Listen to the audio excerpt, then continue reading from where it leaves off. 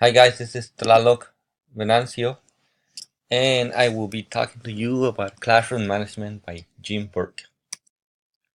First part of the book, he talks and focuses on classroom management, so building a cohesive learning community from the beginning. Professor Weiss gave us a good, strategy to building the class rules, and if the students are able to have input in the rules, they're more likely to abide by them. And that exercise we did with Professor Weiss was really good, where each person creates rules and then goes to a small group and then it goes into five uh, rules, which the book suggests that we should have no more than five. Speak with positive rapport without losing your role. So you can joke around with students, maybe, but at the end of the day, you do not want to make yourself another student. At the end of the day, you're the adult and you have a role. Being professional, grooming yourself, dressing to the role, if you may say, setting high expectations, challenging the students through the creation of challenging work and connection to the world, and modeling, the high expectations, and being available to students for them to ask questions after class. Showing interest in their lives. Maybe you want to go to one of their soccer games, football games, right? In one visitation, you might take maybe there half of your classes in the football team, and then you can talk about the game and congratulate them for their efforts. Listen and learn from students, but keep judgment. So you can ask feedback on the students, but at the end of the day, you're the one making the judgment call on the type of learning that is taking place. So students might say, you know, group quizzes all the time that they would like that. However, you know that that's good for certain students at certain times, but you also need to give individual quizzes, right? Use the walls well. Make sure that the walls are a place where students can have access to, a place where they can, reinforce any learning that you have done, showcase their students' best work. Becoming virtual is a big thing nowadays because, if students have access to your material online, they will be able to, communicate or get things done, or have, instead of coming the next day and say, I wasn't here, you can say, hey, the assignment is online. You can get it from the web. Utilizing the space well, making sure that your chairs and tables are in a place where, there's not too much clutter, but the students know where all the materials are at. Then he talks about effective instruction. Being and beginning on time is key to effective instruction. Making sure that you do logistics at the beginning, taking role, following up on assignments, maybe doing the announcements for the day from your principal, or maybe anything else that you have going on outside of class, opportunity for internships. Transition it from your and their other classes as well. By that I mean that students, need kind of like a time to transition from the class they just came from, and it might be a good time for you to ask students to give a quick summary on what they learned the class before in your class.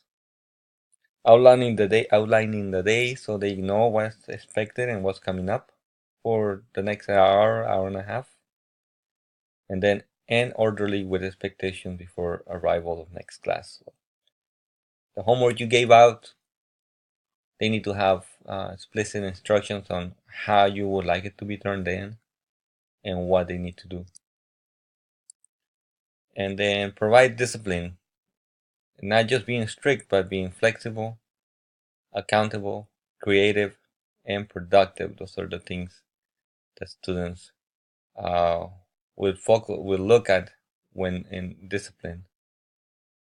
And then teach flexibility, you know, allow them to tackle problems from different ways, either mechanically, conceptually, or with, group work. And then manage group instruction, making sure that when you give group work, that everybody's on task, that they're not just talking to their friends, making sure that the task is aligned with the group size. If the task requires 2 people, making sure that there are not 3 or 4 people in it.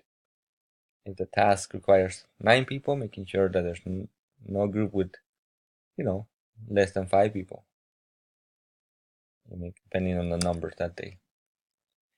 Differentiation, learning for all. Like this assignment, we were given a choice to write a 500 to 1,000 word summary or to do the screencast. So whenever it's possible, giving students the choices to turn in assignments in a different way. Creating classroom of respect for all, making sure everybody knows who's in the classroom. If you have a student in a wheelchair, making sure that everybody knows how to respect the student and how to help. Do not speak too fast.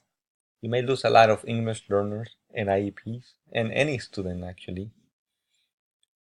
Bring student stories to the class. You can bring their cultures, you can celebrate holidays with them, or you can just mention, or bring, ask them to share stories from their lives. Making sure that you're using the legal document, the IEP, to accommodate the needs of those students. And then don't do what they can do.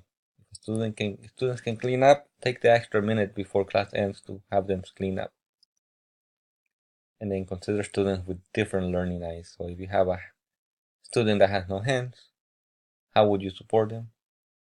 If you have a student who can't hear, how would that student learn? Discipline, you gotta teach the behaviors. You have to focus on progress, right? Not just in a specific day or time. And you can have cue words for those students who are difficult. You can have a conversation, and whenever you say apple, you mean that you're telling that student that he needs to come back to his senses. You gotta work with students and their needs, and stay away from microaggressions as much as possible. Be prompt when disciplining. Don't wait for the next day or a week for you to bring things up. Post consequences on paper, making sure they know what's happening. Demonstrate and reinforce policies, define consequences, assess understanding, refine and reiterate, post policies and procedures, and make sure that you check with the district and the school policies and anywhere else, so you're not posting policies that are not legally available for you. And then also focus on prevention, right? Versus, after the things happen. Having good ethos, making sure students view you, as somebody who has, boundaries, somebody that has good judgment. Other issues that were arise by the book: assignments. Again, they have to have are you giving busy work or are you giving really good assignments? Attendance, asking students why aren't they coming to class, right?